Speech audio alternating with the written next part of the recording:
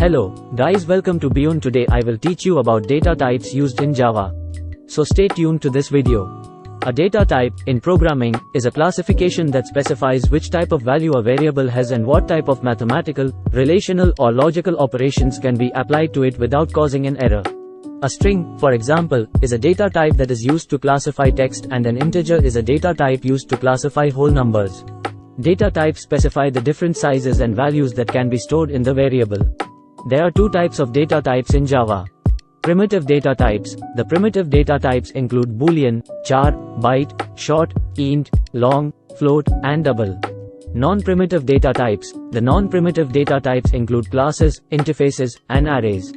Primitive data types are a set of basic data types from which all other data types are constructed.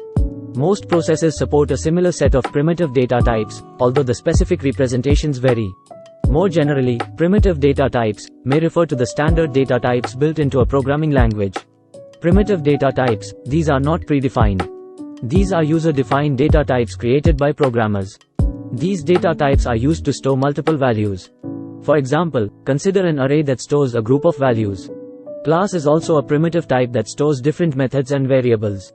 Therefore, these are also called advanced data types in Java. Whenever a non-primitive data type is defined, it refers to a memory location where the data is stored in heap memory, i.e., it refers to the memory location where an object is placed.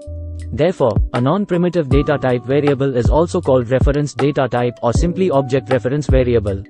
An object reference variable lives on the stack memory, and the object to which it points always lives on the heap memory. The stack holds a pointer to the object on the heap. In Java programming, all non-primitive data types are simply called objects that are created by instantiating a class. In conclusion, it is clear that Java has a wide range of data types that can be used to store and manipulate data. From primitive data types to objects, Java provides a powerful and versatile set of tools to work with data. Knowing the different data types and how to use them is essential for any Java developer.